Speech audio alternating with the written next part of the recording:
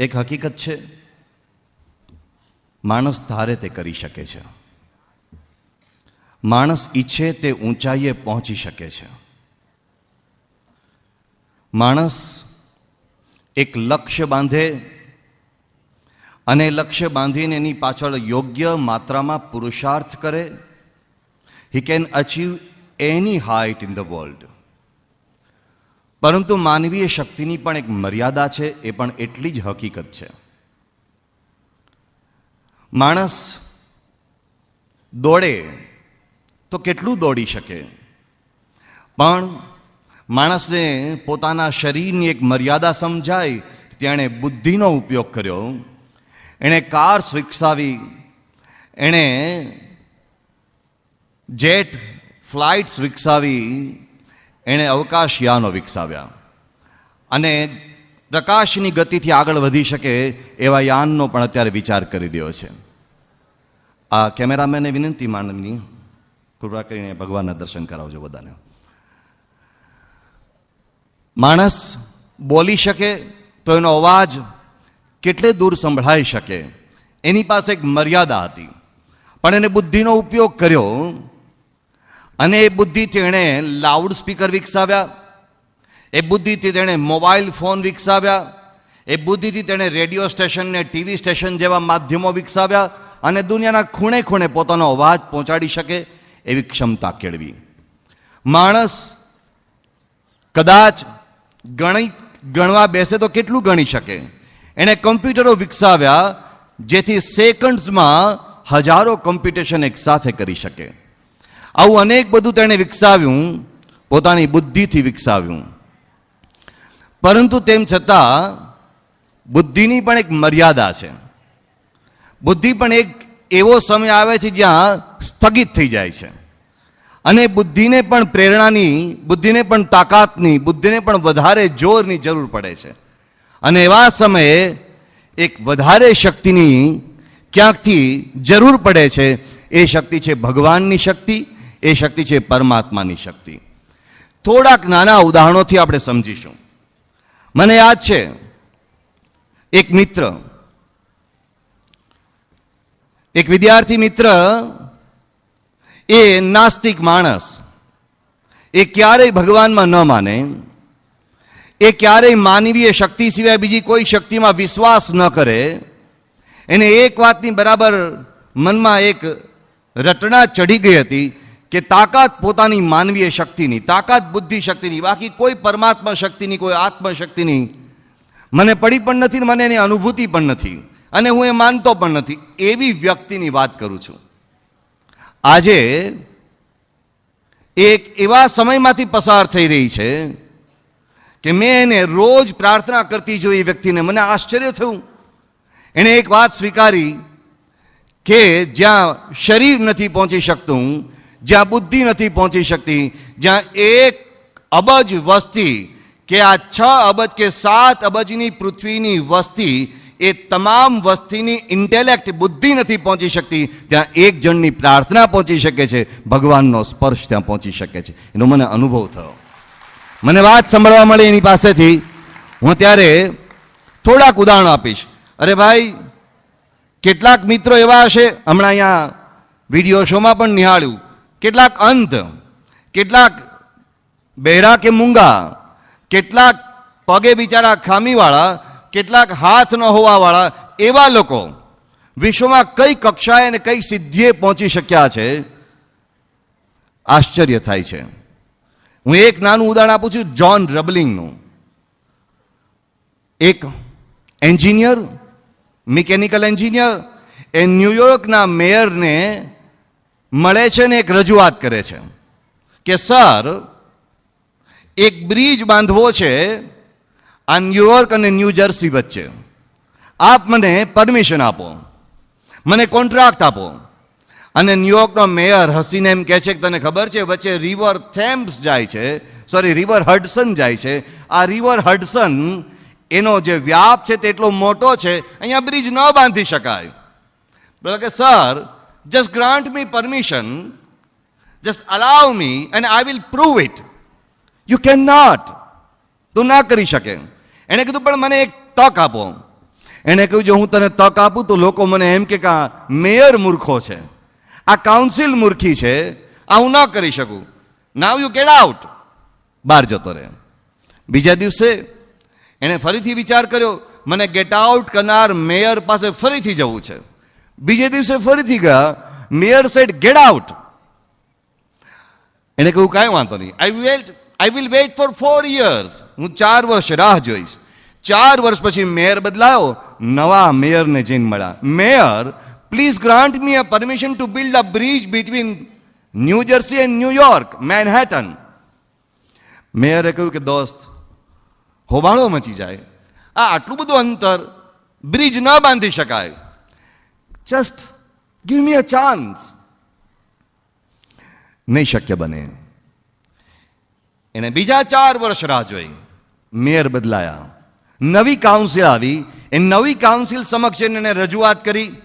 એક સેનેટરને જઈને મળ્યા, એક કોંગ્રેસમેનને જઈને મળ્યા કે મારે એક બ્રિજ બાંધવો છે, આ રિવર હડસન ક્રોસ કરવામાં ન્યુયોર્ક વાસીઓને કેટલી મહેનત પડે છે, હું એક બ્રિજ બાંધી આપું. એને સવાલ કર્યો, તું બ્રિજ બાંધીશ કેવી રીતે? કારણ કે અહીંયા હડસન નદી સમુદ્રને મળે છે અને સમુદ્રને મળતી વખતે હડસન નદીનો પ્રવાહ એટલો બધો પાવરફુલ હોય છે કે ત્યાં તું કોઈ પાયા નહીં નાખી શકે. તું કેવી રીતે બાંધીશ? પણ મારે પાયો નાખવો જ નથી. હું 2 જગ્યાએ ઊંચા ટાવર ઊભા કરીશ, ટાવર ઉપર દોરડા લબડાવીશ અને દોરડા ઉપર બ્રિજ બાંધીશ. હસવા માંડ્યા બધા. It is not possible.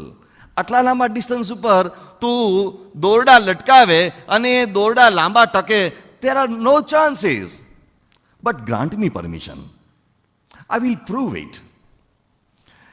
John Roebling અને એનો દીકરો માર્ક રબલિંગ, એ 2 જણા મંડ્યા. પરમિશન મળી, એક ડિઝાઇન તૈયાર કરી. બંને મિકેનિકલ એન્જિનિયર. એ જુવાન દીકરો તો હજુ તાજો ગ્રેજ્યુએશનમાંથી બહાર આવેલો, અને એણે જઈને મેયર સમક્ષ એ ડિઝાઇન પ્રસ્તુત કરી. And it was approved. બીજે દિવસે હેડલાઇન્સ છાપામાં કે આપણી ન્યુયોર્કની કાઉન્સિલે ભેજાનું દેવાળું ફૂક્યું છે, આવા લોકોને પરમિશન આપે છે, અને આ બ્રિજ કોઈ દિવસ બંધાય નહીં, આ બ્રિજ તૂટી પડશે, આ બ્રિજ 100% એક બહુ જ મોટી જાનહાનિનો એક નમૂનો બની જશે. એવા જાતના ટાઇટલ સાથે બધા છાપાઓએ છાપ્યું. મેયરે બોલાવ્યો, ભાઈ મારે પરમિશન પાછી ખેંચવી છે. આણે કીધું મારામાં વિશ્વાસ રાખો. પણ તારામાં વિશ્વાસ રાખવું કોનામાં? કેવી રીતે રાખવું? કે મને વિશ્વાસ છે એક ભગવાનમાં, એ મને શક્તિ આપશે, and I will prove it. Okay, go ahead. કામ ચાલ્યું, અને અનફોર્ચ્યુનેટલી એ બ્રિજ અડધે પહોંચ્યો અને એક એક્સિડન્ટ થયો.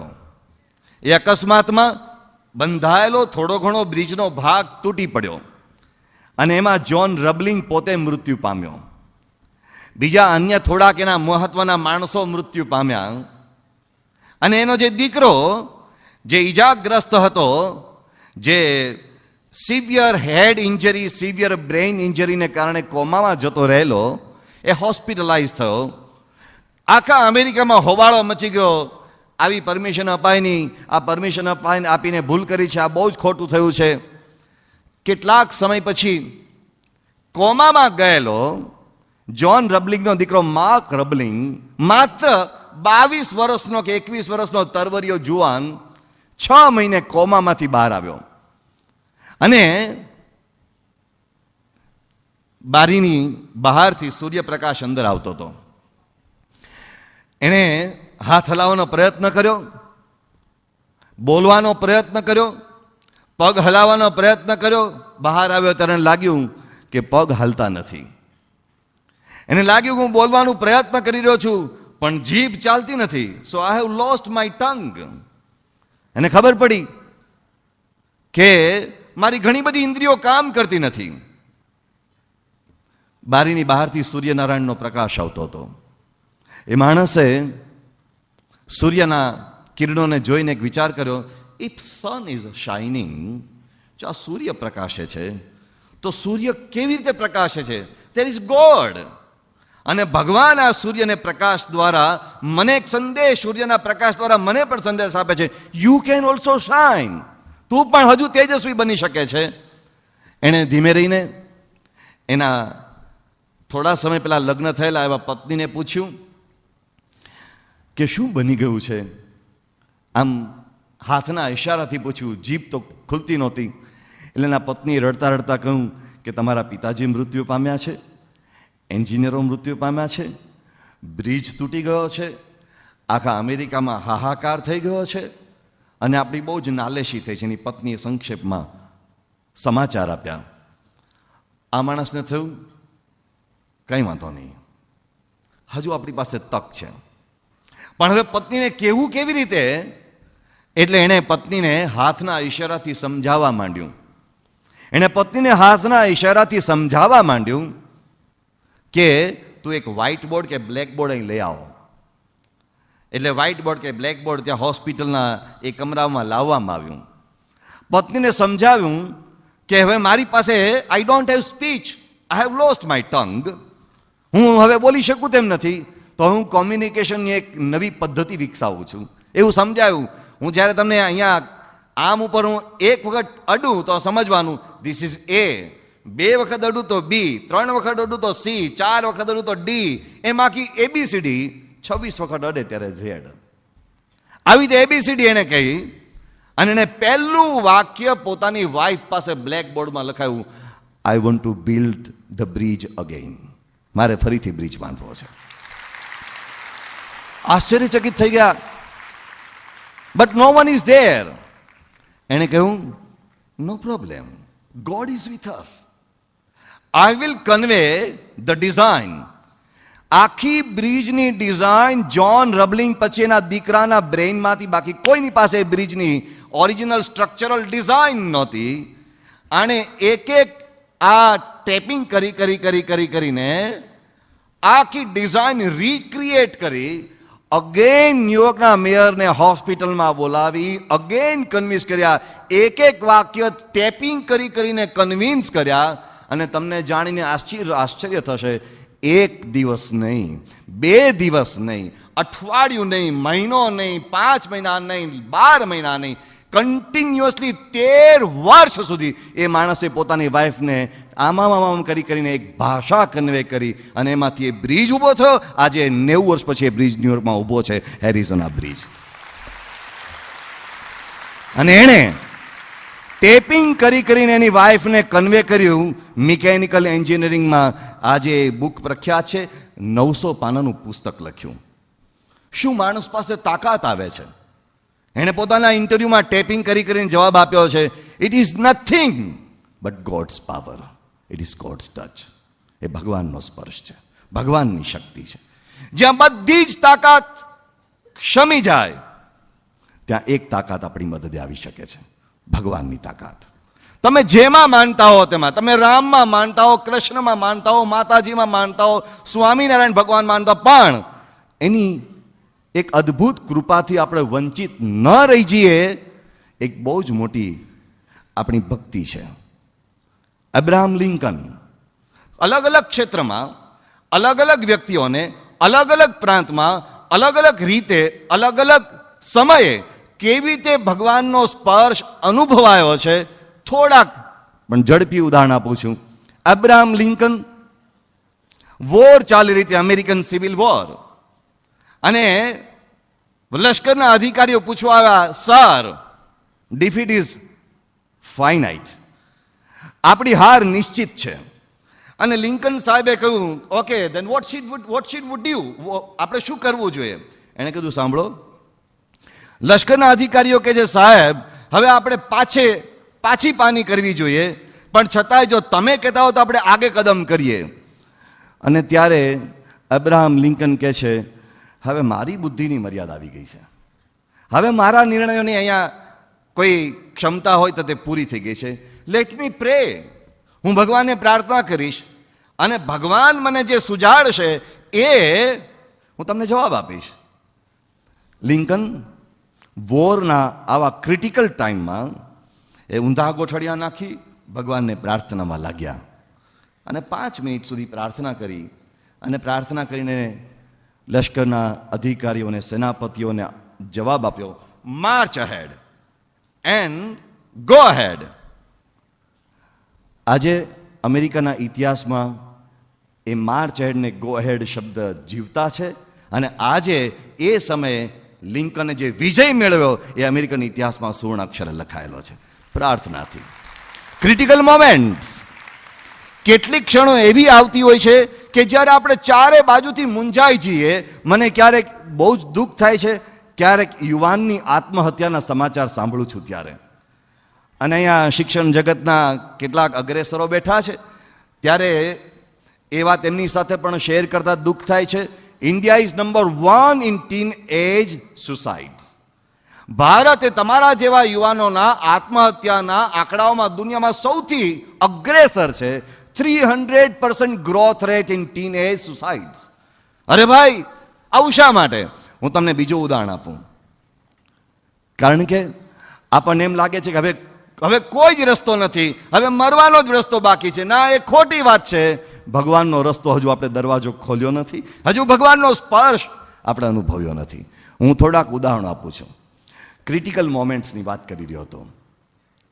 ડૉક્ટર મકરંદ મહેતા, કદાચ તમારામાંથી કેટલાક એનું નામ જાણતા હશે. એક નાસ્તિક માણસ, એક ઇતિહાસના ક્ષેત્રમાં હાર્વર્ડ યુનિવર્સિટી, ઓક્સફર્ડ યુનિવર્સિટીમાં લેક્ચર આપીને ત્યાં જઈને લોકોને પ્રભાવિત કરનારો માણસ.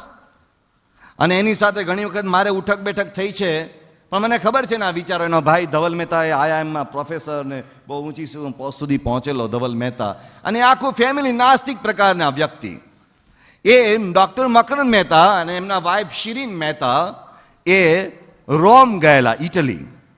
અને ઇટલીમાં એમનું પાકીટ ચોરાઈ ગયું, એમનું જે બેગ હતી એ બેગ ચોરાઈ ગઈ. અને તમને કદાચ ખ્યાલ હશે તો, પણ ઇટલીના ચોર દુનિયામાં વિખ્યાત છે, ભારતમાં પણ જાણીતા હોય છે, પણ ત્યાં બહુ જાણીતા. ઇટલીના ચોર, માફિયા શબ્દ જેને માટે વપરાય છે. એ ઇટલીમાં રોમમાં એમનો જે થેલો હતો, એમની જે બેગ હતી એ ચોરાઈ ગઈ. અને અનફોર્ચ્યુનેટલી બેગમાં પાસપોર્ટ્સ, બેગમાં ઓલ ટ્રાવેલ ચેક્સ, બેગમાં એમની તમામ જે મહત્વની વાતો, બધી સંપત્તિ જે કહો તે બધું બેગમાં હતું. અને કોઈ વિદેશી સામ્રાજ્યમાં આપણે ગયા હોઈએ અને આપણી પાસે આપણા પાસપોર્ટ ન હોય, એનો અર્થ એમ કે તમે ગુનેગાર છો, તમે સીધા જેલમાં જવાને લાયક છો, એમ પ્રૂવ થઈ જાય. એટલે આ લોકો ગભરાઈ ગયા અને દોડતા દોડતા એ પોલીસ સ્ટેશને ગયા કે અમારો પાસપોર્ટ ચોરાઈ ગયો, અમારા ટ્રાવેલ ચેક્સ ચોરાઈ ગયા, અમારી બેગ ચોરાઈ ગઈ. તો પોલીસ સ્ટેશને, ઇટાલિયન પોલીસ સ્ટેશને હસતા હસતા જવાબ આપ્યો, અહીં તો આવું રોજ બને છે, ઇટ ઇઝ વેરી કોમન. અરે ભાઈ, પણ અમારું ચોરાઈ ગયું, હવે અમે શું કરીએ? અમે તો વિદેશી નાગરિક છે, અમે ભારતથી આવ્યા છીએ. આટલો મોટો બુદ્ધિશાળી માણસ, આટલો બધો ઇન્ટેલિજન્ટ માણસ ગભરાઈ ગયા. તમે ઇન્ડિયન એમ્બેસીમાં જઈને કહો, એટલે ત્યાં ભારતીય રાજદૂતાવાસમાં ગયા અને ભારતીય રાજદૂતાવાસમાં ત્યાં જે એમ્બેસેડર હતા અને ત્યાં જે કોન્સલ જનરલ હતા એને મળ્યા કે હું ડૉક્ટર મકરંદ મહેતા. પહેલા કે હું તમને કેવી રીતે ઓળખું, તમે મકરંદ મહેતા? પણ મારો પાસપોર્ટ તો ખોવાઈ ગયો છે, હું તમને કેવી રીતે કહું હું જ મકરંદ મહેતા? તો કે નો, વી ડોન્ટ નો, અમે તમને ઓળખતા નથી. અરે ભાઈ સાહેબ, હું જ મકરંદ મહેતા, હું આ ઇતિહાસનો આટલો મોટો પ્રોફેસર ને ઓલ ઇન્ડિયા હિસ્ટોરી એસોસિએશનનો ચેરમેન ને હું આ ને હું તે, ભાઈ હું આ કે હું તે, અમે તમને ઓળખતા જ નથી. અરે ભાઈ, મારો પાસપોર્ટ ખોવાઈ ગયો છે, મારું બધું ખોવાઈ ગયું છે, તમે ભારતીય રાજદૂતાવાસ તરીકે મને કંઈ મદદ તો કરો. કે ભાઈ આ ઇટલી છે, અહીંયા અમારું કાંઈ ન ચાલે, તમારો પાસપોર્ટ તમારે સાચવવો જોઈએ ને ભાઈ સાહેબ. હવે એ લોકો જે હોટેલમાં ઉતર્યા હતા એ હોટેલમાં પહોંચ્યા અને હોટેલમાંથી ચેકઆઉટ કેવી રીતે કરવું, આ દેશ છોડીને જવા માટે પણ પાસપોર્ટ જોઈએ અને હોટેલમાંથી બહાર નીકળવા માટે પણ પૈસા જોઈએ, પણ સંપૂર્ણ ખાલી, એબ્સોલ્યુટલી ખાલી ખિસ્સા અને કાંઈ જ ઓળખ, કાંઈ પત્તું કંઈ હતું નહીં. મૂંઝાયા. નાસ્તિક માણસ. હું તમને વચ્ચે એક વાત ખાલી સંક્ષેપમાં કહું છું. આ ડૉક્ટર મકરંદ મહેતાએ એક અર્થાત નામના એક સામયિકમાં ભગવાન સ્વામિનારાયણની ટીકા કરતો એક આર્ટિકલ લખ્યો હતો. ભગવાન સ્વામિનારાયણને ભગવાન ન જ કહેવાય ને, ભગવાન સ્વામિનારાયણ એક સાવ સામાન્ય વ્યક્તિ હતા ને વગેરે, એને આર્ટિકલ ટીકાનો લખેલો. આ રાત્રે હોટેલમાં એને એ યાદ આવ્યું. એમના પત્ની પારસી, એ પણ નાસ્તિક, આ ભાઈ પણ નાસ્તિક. રાત્રે હોટેલમાં બે જણા રડી રહ્યા હતા. દે વર ક્રાઇંગ લાઈક અ બેબી. અને એમના પત્નીએ આ ડૉક્ટર મકરંદ મહેતાને કહ્યું કે મને એમ લાગે છે હવે આપણી તમામ શક્તિ પૂરી થઈ ગઈ, ફોન કરવા જાય તો પૈસા વગર ફોન ન કરવા દે ત્યાં કોઈ, પૈસા તો જોઈએ ને, એ સિવાય પેલા કોઈન નાખો તો તમારો ફોનનો ડાયલ ટોન મળે, એવી પરિસ્થિતિ હતી. એટલે એના પત્નીએ કહ્યું કે હવે આપણી પાસે તમામ માનવીય મર્યાદાઓ, શક્તિઓનો આપણને પરિચય થઈ ગયો છે, હવે આપણી બધી તાકાત પૂરી થઈ ગઈ છે, પણ હું તમને એક વાત કરું. રાતના 1:30 વાગ્યાના પત્ની કહે છે, એક વાત કરું કે શું? મને એમ લાગે છે કે તમે સ્વામિનારાયણ ભગવાનનું બહુ ખંડન કર્યું છે, તમે સ્વામિનારાયણ ભગવાનમાં ક્યારેય માનતા નથી. પણ આજે રાત્રે આપણે એક એક્સપેરિમેન્ટ કરીએ, ભગવાનના અસ્તિત્વનો એક્સપેરિમેન્ટ. શું? આપણે પ્રાર્થના કરીએ. હવે આપણી પાસે જ્યારે બધી જ શક્તિઓ, મર્યાદા, બધા જ આપણા બધા સાધનો માત્ર ટાંચા પડ્યા છે, આપણે માત્ર એક પ્રાર્થના કરીએ કે જો ખરેખર ભગવાન હોય, જો ખરેખર સ્વામિનારાયણ ભગવાન હોય, અને એને નામ સાંભળ્યું હતું પ્રમુખ સ્વામી મહારાજનું, ક્યારેય પર્સનલી મળ્યા નતા, નામ સાંભળ્યું હતું પ્રમુખ સ્વામી મહારાજ, કે આ પ્રમુખ સ્વામી જેવા કોઈ સાચા સંત આ પૃથ્વી પર ખરેખર હોય, કાલે સવારે આપણે આપણા પાસપોર્ટ પાછા મળી જાય. હવે આ તો એક જુગાર જેવી વસ્તુ છે, પાછા ફેંકો તો પડે ને ન પણ મળે. અમેરિકન એમ્બેસીએ ના પાડી દીધી હતી, ઇટાલિયન પોલીસ સ્ટેશને ના પાડી દીધી હતી, ચારે બાજુથી પરેશાન થઈ ગયા હતા. અને સવારના પોરમાં 8 વાગે એક માણસ ઇન્ડિયન એમ્બેસીમાંથી, ભારતીય રાજદૂતાવાસમાંથી દોડતો આવ્યો, એક બેગ લઈને આવ્યો. આ તમારો પાસપોર્ટ, આ તમારા ટ્રાવેલ ચેક. સિટીઝ એમને પાછા આપ્યા. મકરંદ મહેતાએ આ વાત પ્રમુખ સ્વામી મહારાજ સમક્ષ રડતા કીધી. અને એણે કીધું, સ્વામી, હું તો નાસ્તિક માણસ, I never believe in God, હું ક્યારેય ન માનું, પણ એ રાત્રે મને એક વિશ્વાસ થઈ ગયો કે હજારો નાસ્તિક, કરોડો નાસ્તિક, અરે અબજો નાસ્તિક ભેગા થાય એના કરતાં એક પ્રાર્થનાનું બળ અધિક છે. આઈ ફેલ્ટ ધેટ ડે. એટલે આજે મને કંઠી પહેરાવો. અને મને તો બહુ જ આનંદ થયો. મકરંદ મહેતાએ કંઠી કરી. મેં મકરંદ મહેતાને કહ્યું કે સાહેબ, આ તો જબરજસ્ત થયું, તમે કંઠી બાંધાઈ લીધી, બહુ ભારે કરી. એમણે કહ્યું, સ્વામીજી રિમેમ્બર, આ વાત તમારે જ્યાં છાપવી હોય ત્યાં છાપજો, કારણ કે આ લોકોમાં હોબાળો મચે. મકરંદ મહેતા આસ્તિક બન્યો એ વાતથી લોકો હોબાળો મચાવશે. તમે છાપજો, તમે લખજો, તમે બોલજો, અને તમે જ્યાં કહેશો ત્યાં હું આવીને ઊભો રહીને કહીશ કે ભગવાનના સ્પર્શનો જાદુ કેવો હોય છે એ મેં જાતે અનુભવ્યું છે. હું કહીશ, જ્યાં તમામ શક્તિ પૂરી થઈ જાય ત્યાં શક્તિનો પ્રારંભ થાય છે. મને યાદ આવ્યા અમારા વિદ્યાર્થી, મેં આ ક્રિટિકલ મોમેન્ટ્સની વાત કરી, હવે સ્ટુડન્ટ્સ લાઈફની થોડીક વાત લઈ લઉં. વિદ્યાર્થીઓ ગભરાઈ જાય છે, નાપાસ થઈશું તો શું થશે અને કેમ થશે. મને અમારી સાથે ભણતો એક વિદ્યાર્થી યાદ આવ્યો કે જે હંમેશા 35% આવે તો વી ફોર વિક્ટરી કરતો બહાર નીકળે, ઓલવેઝ વી ફોર વિક્ટરી આમ કરે. અને બીજો અમારી સાથે એક વિદ્યાર્થી ભણતો હતો, એને 99% આવ્યા હોય તો 1% માટે રડે કે મારો 1% ક્યાં ગયો. એ મને યાદ છે. એવા વિદ્યાર્થીઓના આટલા વાઇડ સ્પેક્ટ્રમ વચ્ચે ક્યાંક વિદ્યાર્થીઓને હતાશ ને નિરાશ થતા જોઉં છું. પણ મને ડૉક્ટર વીપી પટેલ યાદ આવ્યા. ડૉક્ટર વીપી પટેલ એ અમદાવાદના એક બહુ જ મોટા જાણીતા કાર્ડિયોલોજિસ્ટ છે અને બહુ જ મોટા એક જાણીતા ફિઝિશિયન છે. એમણે મને એક વાત કરી હતી એમના સ્વાનુભવની. એમણે વાત કરી કે સ્વામીજી, પ્રાર્થનામાં તો વિશ્વાસ નાનપણથી હતો, પણ અનુભવ નહોતો થયો કોઈ દિવસ. એક વિદ્યાર્થી તરીકે એક વખત બહુ જ સ્ટ્રેસમાં હતો.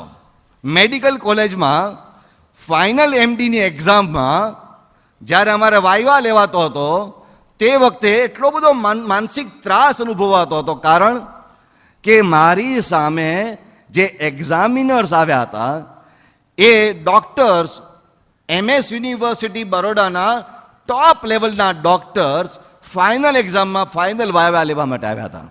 અને એ બધા એટલા બધા એક કઠણ પરિસ્થિતિમાંથી વિદ્યાર્થીઓને ચકાસવા આવ્યા હતા કે વિદ્યાર્થીઓને પરસેવો નિતારી દેતા. વિદ્યાર્થી એક વિદ્યાર્થીને બોલાવે અને એ વિદ્યાર્થીને પ્રશ્નો પૂછે અને વિદ્યાર્થી એમની પાસેથી બહાર આવે એટલે પેલો પરસેવો રેપઝેપ થઈ ગયો હોય અને એ આમ હારીને બહાર આવ્યો હોય. અરે રે, આવી કસોટી તો ક્યારેય જોઈ નથી, આવા સાહેબો તો ક્યારેય જોયા નથી. એવો ત્રાસ એને વિદ્યાર્થી બહાર આવે. એમડીની ફાઇનલ એક્ઝામમાં માત્ર 12 વિદ્યાર્થીઓ હતા. આ 12 વિદ્યાર્થીઓ લાઈનમાં બહાર બેઠા હતા. એક પછી એકને અંદર પ્રોફેસર્સ બોલાવે, એને સવાલો પૂછે. 12મો વારો ડૉક્ટર વીપી પટેલનો હતો અને છેલ્લે એમને ધકધક થવા માંડ્યું કે હવે મને શું પૂછે, કારણ કે અગાઉ જે 11 બાર આવ્યા એ 11 બાર આવી કીધું કે ફેલ, આ પરીક્ષામાં હું ફેલ જ થવાનો, 11 એવું બહાર આવીને બોલતા હતા. અને ડૉક્ટર વીપી પટેલ એમને બ્રહ્મ સ્વરૂપ યોગીજી મહારાજે એક શીખવ્યું હતું કે ભાઈ જ્યારે મુશ્કેલીમાં આવીએ ત્યારે પ્રાર્થના કરીને ભગવાનના નામનો જાપ કરવો. તો પહેલો જ વિદ્યાર્થી બહાર આવ્યો ત્યારથી એ બહાર બેઠા બેઠા સ્વામિનારાયણ સ્વામિનારાયણ ભગવાનના નામની ધૂન કરતા કરતા પ્રાર્થના કરતા હતા. બન્યું એવું 12મા વિદ્યાર્થી તરીકે એમને જ્યારે અંદર જવાનું થયું ત્યારે મને બહુ આશ્ચર્ય થયું, કારણ કે જે પ્રોફેસર્સ સવાલો પૂછતા હતા એ બધા પ્રોફેસર્સ એ ટીબી ઉપર સવાલ પૂછતા હતા. અને ટીબી એ એટલો બધો ઊંડાણનો વિષય છે કે એમાં ગમે એટલી તૈયારી કરીને વિદ્યાર્થી ગયો હોય એ પેલો મૂંઝાઈ જાય એવા પ્રશ્ન એમાંથી કાઢી શકાય. એ ટીબી ઉપર સવાલો પૂછતા હતા. અને ડૉક્ટર વીપી પટેલ પણ ટીબી ઉપર જ વિચાર કરતા હતા કે હું 12મો વિદ્યાર્થી, મને પણ ટીબી ઉપર જ પૂછશે. પણ એ જે પ્રોફેસર્સ હતા એ આને સરપ્રાઈઝ આપવા ઈચ્છતા હતા કે આ પણ 12મો વિદ્યાર્થી ટીબીની તૈયારી કરીને આવશે અને આપણે ટીબીને બદલે બીજું જ પૂછીશું.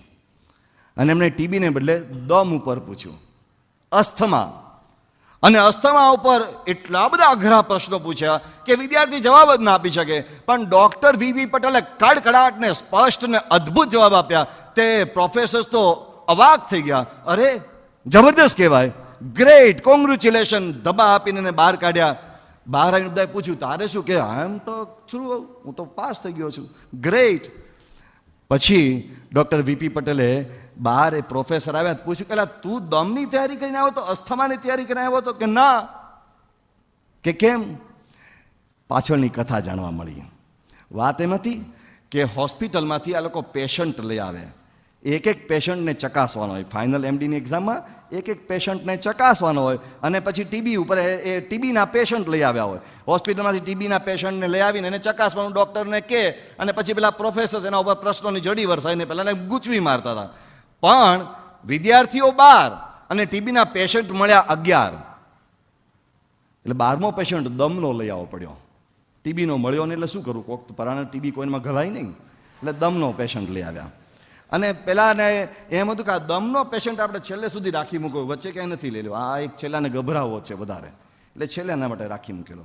અને આ ડૉક્ટર વીપી પટેલ ત્યાં ગયા તો દમનો પેશન્ટ એમના ભાગે જ આવ્યો ને એમને તો બહુ સારામાં સારા જવાબ આપ્યા. પ્રોફેસરે બહાર આવીને પૂછ્યું કે તને દમ ઉપર આટલો બધો પાવર, આટલી બધી તારી માસ્ટરી? અમને તો બહુ આશ્ચર્ય થયું.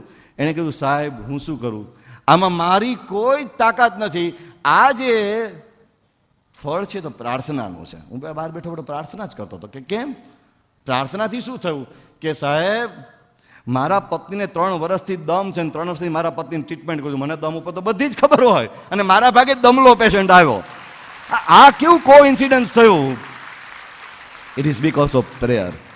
એક અમરીશ કરીને હમણાં જેમનો ઉલ્લેખ કર્યો જયભાઈએ, એ આઈઆઈએસસી ઇન્સ્ટિટ્યૂટ ઓફ સાયન્સ બેંગ્લોરમાં છે, જેમાં ડૉક્ટર કલામ ટીચર તરીકે રહી ચૂકેલા છે અને ડૉક્ટર ચિદમ્બરમ એ રહી ચૂકેલા છે. એ આઈઆઈએસસીમાં આપણો એક સત્સંગી યુવાન અમરીશ કરીને એ સાયન્ટિસ્ટ તરીકે એના ફાઇનલ યર્સમાં એટલી બધી કડક એક્ઝામ એણે મને વાત કરેલી.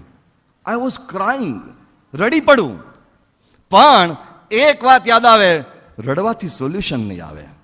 પ્રાર્થના, ભગવાનનો સ્પર્શ, ઇટ ઇઝ ગોડ્સ ટચ. એ આઈઆઈએસસીમાંથી થ્રુ થયો અને અત્યારે આઈઆઈએસસીમાંથી સાયન્ટિસ્ટ તરીકે પીએચડીના છેલ્લા વર્ષોમાંથી પસાર થઈ રહ્યો છે. અને અત્યારે છેક સુધી કદાચ આપણને તો વિશ્વાસ છે કે ભારતનું નામ રોશન કરે એવો સાયન્ટિસ્ટ આઈઆઈએસસીમાંથી એ પાકશે. અને કહે છે it is just because of prayer. પુરુષાર્થ ચોક્કસ છે, પણ પુરુષાર્થની મર્યાદા આવી જાય ત્યાંથી આ પ્રાર્થનાનું જગત શરૂ થાય છે. થોડાક બીજા ક્ષેત્રની વાત લઈ લઉં. મને યાદ છે કે મેડિકલ સાયન્સ એ બહુ જરા અઘરો વિષય છે. અરે ભાઈ, કોઈ માણસ પ્રાર્થનામાં વિશ્વાસ ન કરી શકતો હોય તો એને મેડિકલ સાયન્સના ઉદાહરણો આપજો.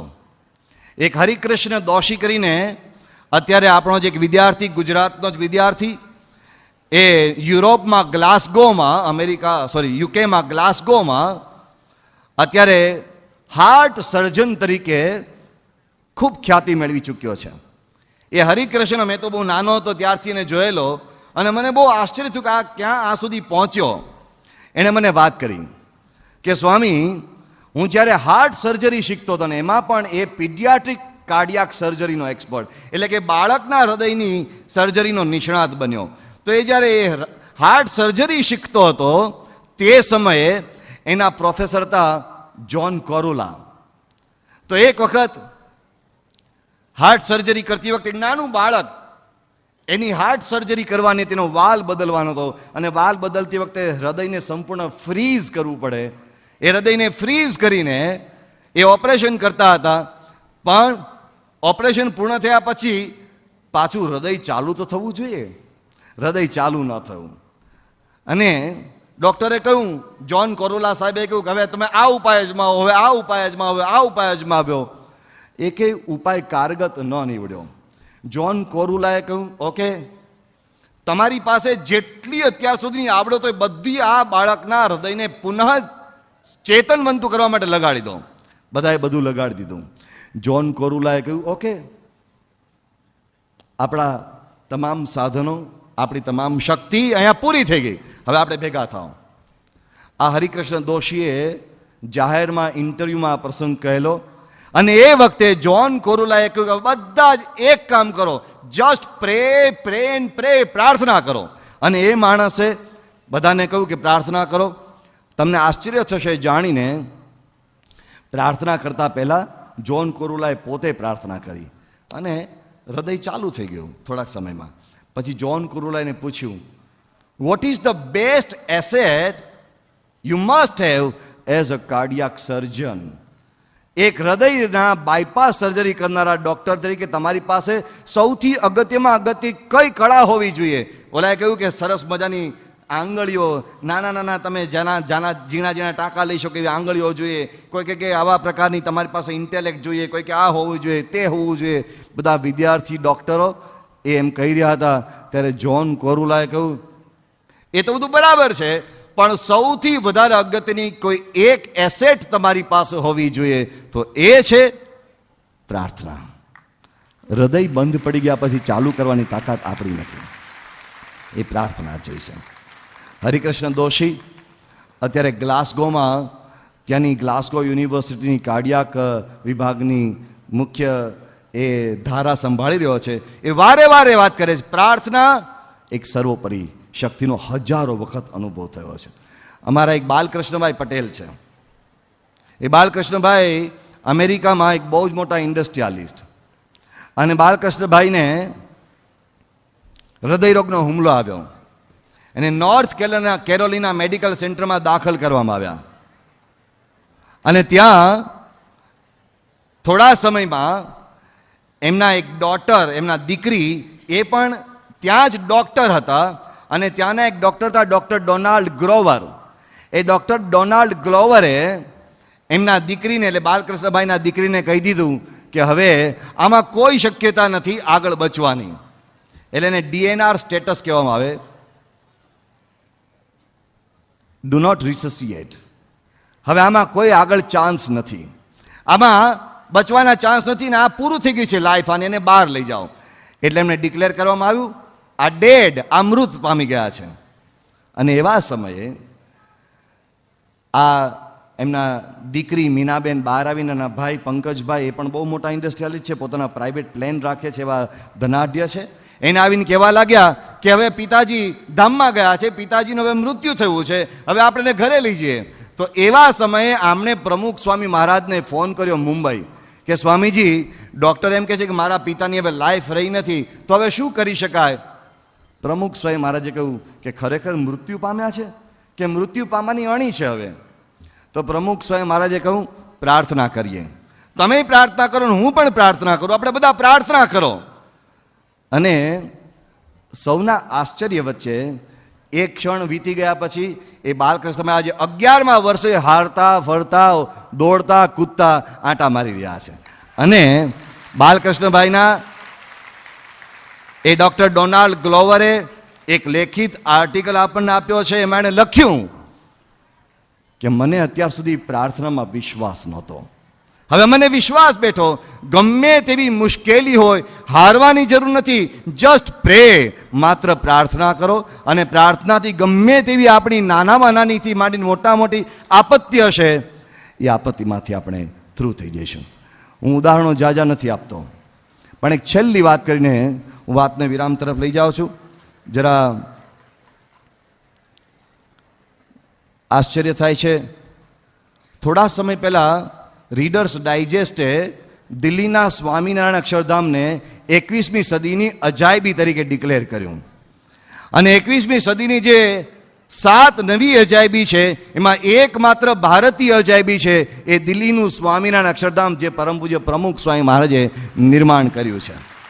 એ દિલ્હીના સ્વામિનારાયણ અક્ષરધામના એવોર્ડ વખતે, એને ડિક્લેર કરતી વખતે રીડર્સ ડાયજેસ્ટે એક વાક્ય લખ્યું છે. એ વાક્યમાં લખ્યું છે કે જો એક માણસે સ્વામિનારાયણ અક્ષરધામને ઈસવીસન 635માં બાંધવાનું શરૂ કર્યું હોત, હું વાત કરું છું ઈસવીસન 635, જો ઈસવીસન 635માં બાંધવાનું શરૂ કર્યું હોત તો એ 2005માં બંધાય રહેત. અર્થાત ઓછામાં ઓછા 1400 વર્ષ લાગે આ સ્વામિનારાયણ અક્ષરધામ દિલ્હીને બાંધતા. એટલો બધો એમાં પથ્થર વપરાયો છે, એટલું બધું એમાં કાર્વિંગ છે, છેલ્લા 1000 વર્ષના ભારતના ઇતિહાસમાં નથી થયું એટલું બધું પથ્થરનું ઝીણામાં ઝીણું કોતરકામ ભારતીય સંસ્કૃતિના શ્રેષ્ઠ વારસા રૂપે દિલ્હીમાં સ્વામિનારાયણ અક્ષરધામમાં થયું છે. મારા ખ્યાલથી જયભાઈએ એના ઉપર એક બહુ સરસ આર્ટિકલ ગુજરાત સમાચારમાં લખ્યો હતો. પણ વધારે આશ્ચર્ય તો તે વાતનું છે કે જે દિવસે પ્રમુખ સ્વામી મહારાજ અક્ષરધામના પાયાનું પહેલું એ ચરણ એટલે કે પહેલી શિલા સ્થાપી રહ્યા હતા, તે દિવસે એમણે કહ્યું કે આપણે અક્ષરધામ 5 વર્ષમાં પૂર્ણ કરવું છે. તો બધાને આશ્ચર્ય થયું. મોટા મોટા ટેકનોક્રેટ્સ, મોટા મોટા MBA, મોટા મોટા નિષ્ણાતો, મોટા મોટા જે બાંધકામ ટેકનોલોજીના નિષ્ણાતો બધા બેઠા હતા કે Swamiji, this is nearly impossible, 5 વર્ષમાં ન બની શકે.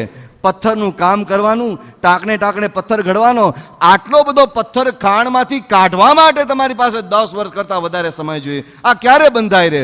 પ્રમુખ સ્વામી મહારાજે કહ્યું, પ્રાર્થના કરીશું, પુરુષાર્થ કરીશું, આયોજન કરીશું, થઈ જશે. અને તમને જાણીને આશ્ચર્ય થશે, પ્રમુખ સ્વામી મહારાજે પહેલી શિલા જે દિવસે રોપી એ દિવસ હતો 8મી નવેમ્બર ને 2000ની સાલનો. અને તે દિવસે એમણે તારીખ આપી દીધી કે આપણે 5 વર્ષ પછી કરવાનું છે. જ્યારે નથી પ્લાન ક્લિયર, ત્યાં 20-20 ફૂટ ખાડા 100 એકરની જમીનમાં પથરાયા હતા. એ 100 એકરની જમીનમાં ખાડા પૂરા કરવા માટે ઓછામાં ઓછા 2 વર્ષ નીકળી જાય. તો બાંધકામ તો ક્યારે થાય? પણ સ્વામીજીએ કહ્યું થશે પ્રાર્થનાથી. અને જ્યારે ઉદ્ઘાટન થયું ત્યારે ભારતના રાષ્ટ્રપતિ, ત્યારે ભારતના વડાપ્રધાન, ત્યારે ભારતના વિરોધ પક્ષના નેતા અને આખી દુનિયાએ જોયું કે 5 વર્ષ કરતા 2 દિવસ પહેલા પ્રમુખ સ્વયં આજે અક્ષરધામના દ્વાર ખુલ્લા મૂક્યા અને ખીલી મારવાની પણ બાકી નહીં. અને આ 5 વર્ષમાં કામ કેવી રીતે થયું? અરે ભાઈ, ગામડાના નાના નાના એવા સામાન્ય માણસને પ્રમુખ સ્વયં આજે એકત્રિત કર્યા અને એમને શીખવાડ્યું, પ્રાર્થના કરો, પુરુષાર્થ કરો, પ્રાર્થના કરો, પુરુષાર્થ કરશો. 11,000 વોલેન્ટિયર્સ ભેગા કર્યા, 7,000 કારીગરો એકત્રિત કર્યા અને એમનામાં એવી શક્તિ પ્રાર્થના દ્વારા ક્રિએટ કરી કે જે કામ રાજા મહારાજાઓ હજારો વર્ષના ઇતિહાસમાં ન કરી શક્યા, એક આ સંન્યાસીએ, એક સંતે ભારતના ઇતિહાસમાં કરી બેઠાડ્યું અને આ સ્વામિનારાયણ અક્ષરધામ ઊભો થયો. હું તો એ કહું છું કે સ્વામિનારાયણ અક્ષરધામ માટે તરુણ વિજય નામના બહુ જાણીતા લેખકે પ્રમુખ સ્વામી મહારાજને કહેલું એ યાદ રાખવા જેવું છે. એણે પ્રમુખ સ્વામી મહારાજને કહ્યું, સ્વામીજી 5000 साल पहले इसी यमुना नदी के तट पर एक कृष्ण ने बांसुरी बजाई थी. 5000 साल पहले जब कृष्ण ने बांसुरी बजाई तब एक मोहिनी चारों ओर फैली हुई थी. और मैं ये कहूंगा कि 5000 वर्षों के बाद फिर से आज प्रमुख स्वामी महाराज ने अक्षरधाम के नाम की बांसुरी बजाई है, जिससे पूरा विश्व मोहित होने जा रहा है। और 5000 साल पहले जो कृष्ण ने बांसुरी बजाई थी, उसको लोग 5000 वर्षों के बाद भी याद करते हैं। तो लक्ष्य में रखें, आने वाले 5000 वर्षों के बाद भी लोग प्रमुख स्वामी महाराज को याद करेंगे कि उन्होंने यमुना के तट पर एक अक्षरधाम का निर्माण किया। प्रमुख स्वामी महाराज ने पूछ्યું, स्वामी केवी रीते करी शक्या? एक ज वाक्यमां उत्तर आपे छे, प्रार्थना। सामान्य माणसमां असामान्य शक्ति। तमने जाणीने आश्चर्य थशे, राजकोटनो ज अमारो एक અહીંનો યુવાન, સામાન્ય યુવાન, પણ પ્રમુખ સ્વામી મહારાજે એને આ પ્રાર્થનાની ટેકનોલોજી શીખવાડી. ભાઈ, બધી ટેકનોલોજી જ્યાં ફેલ જાય ત્યાં પ્રાર્થનાની ટેકનોલોજી ઉમેરો. અને એ માણસ આ અક્ષરધામમાં રોબોટિક્સ ટેકનોલોજીનું આજે સંચાલન કરે છે. જે રોબોટિક્સ ટેકનોલોજી અમેરિકન સાયન્ટિસ્ટોને બોલાવીને આપણે કરવાના હતા, ટેકનોક્રેટ્સને બોલાવીને કરવાના હતા, એ રાજકોટનો જ એક યુવાન અમારો વિપુલ વાઘેલા, એ અહીંનો જ યુવાન, અને એણે આ અમેરિકન મોટા મોટા ટેકનોક્રેટ્સ ચોકી જાય એવી રીતે ત્યાં રોબોટિક્સનું કામ સ્વામીના અક્ષરધામમાં ઊભું કર્યું. સામાન્ય વ્યક્તિ કેવી શક્તિ આવી. પ્રાર્થનાની વાત કરી રહ્યો છું અને હવે હું સમાપન તરફ જાઉં છું, કારણ સમય ઘણો થઈ ગયો છે. પણ છેલ્લી અગત્યની વાત, વિદ્યાર્થી મિત્રો, એક થોડીક ધીરજ રાખવા માંડે, માત્ર 10 મિનિટની ધીરજ રાખવા વિનંતી. આપણો કાર્યક્રમ, આ પ્રવચન હવે સમાપ્ત થઈ રહ્યું છે.